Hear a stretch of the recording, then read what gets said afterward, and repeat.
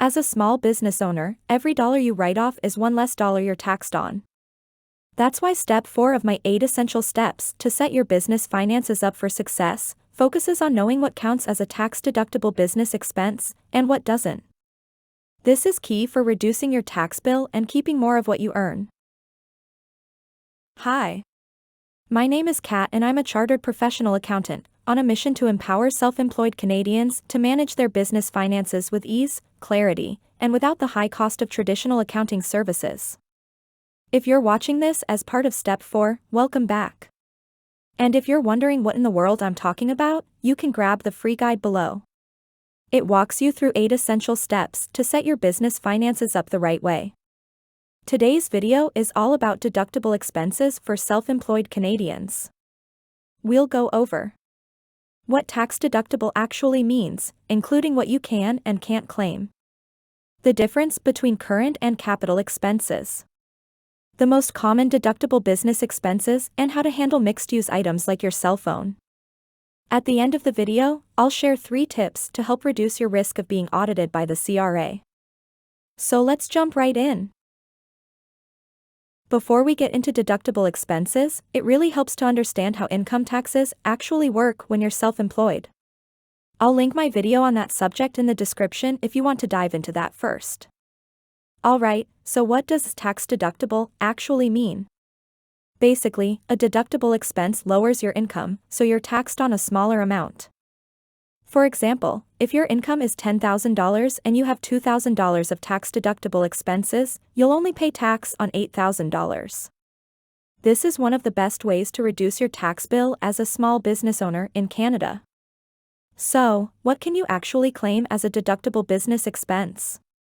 The short and simple answer is this: you can deduct any expense which you incurred to earn business income, as long as it's reasonable. In other words, if an expense is needed to run your business, it's probably tax-deductible. Common examples include things like advertising, website hosting, business supplies, and accounting fees.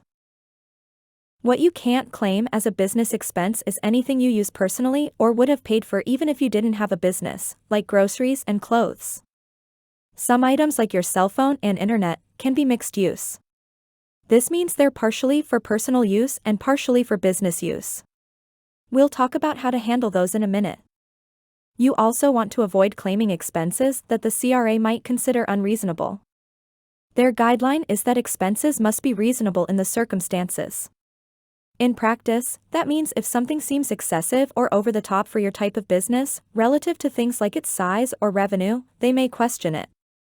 For example, booking a luxury brand photo shoot when you're just starting out, or holding client meetings at 5-star restaurants when a coffee shop would do. Another type of expense you usually can't deduct right away is what we call a capital expense. These are the costs of items you'll use for more than a year, like an office chair or computer. Since these expenses benefit your business over time, you generally can't deduct the full amount in year 1. Instead, you need to claim what we call capital cost allowance, which means you spread the deduction over several years. On the other hand, most business expenses are current expenses and can be fully deducted in the year you bought them. These are usually recurring things, like subscriptions, or items you normally use up within the year, like stationery. So let's dive into the most common deductible business expenses for self-employed Canadians. As mentioned earlier, advertising is a big one.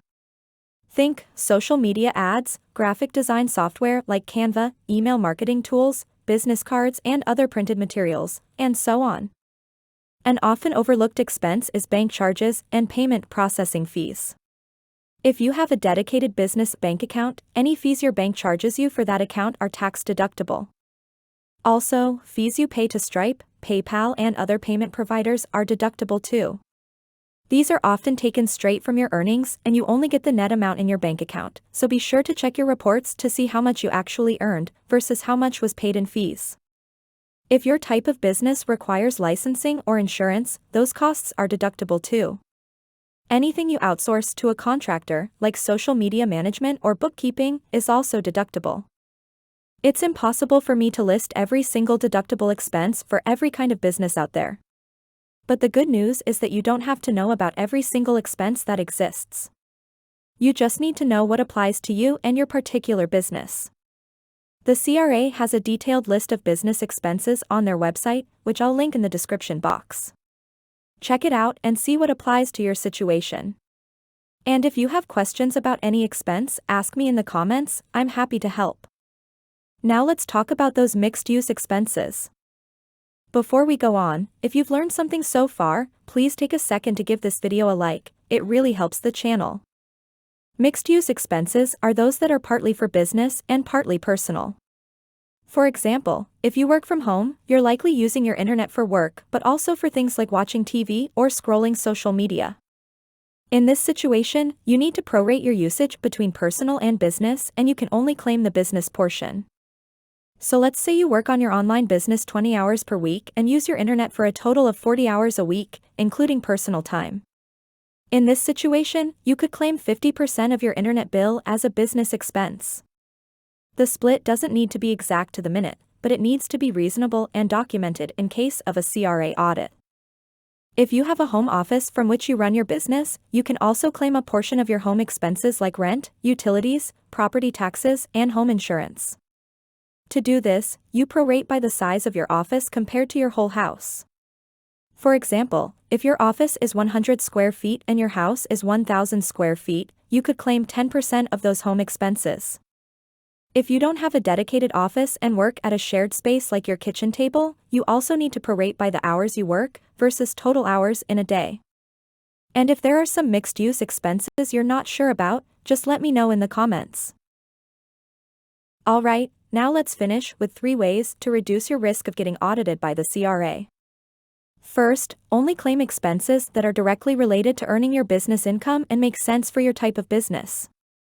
For example, if your business is 100% online and you work from home, don't try to claim your car as an expense. Second, make sure the expense is reasonable. If your expenses seem unusually high compared to your income, it could raise red flags. For example, if your income is $25,000 and you're claiming $15,000 in travel, that will likely prompt the CRA to take a closer look. Third, don't claim personal expenses and make sure to prorate mixed-use items properly. Trying to claim your groceries or 100% of your internet bill increases your chances of the CRA reviewing your return more closely. And if you do get audited, make sure you can back up your claims with receipts and documentation explaining why the expense was needed for your business. Proper bookkeeping and record-keeping throughout the year is essential. Okay, that was a lot, so here are 3 important takeaways from this video. 1. You can claim any expense incurred to earn business income. 2. Expenses that are partly personal need to be prorated accordingly. 3. Be reasonable and keep proper documentation to back up your claims. That's all for today's video. I hope you found the information helpful. Don't hesitate to ask your questions or submit special requests for future videos in the comments. Be sure to hit that notification bell if you want to be the first to know when a new video is released. Thanks for tuning in, and I'll see you next time.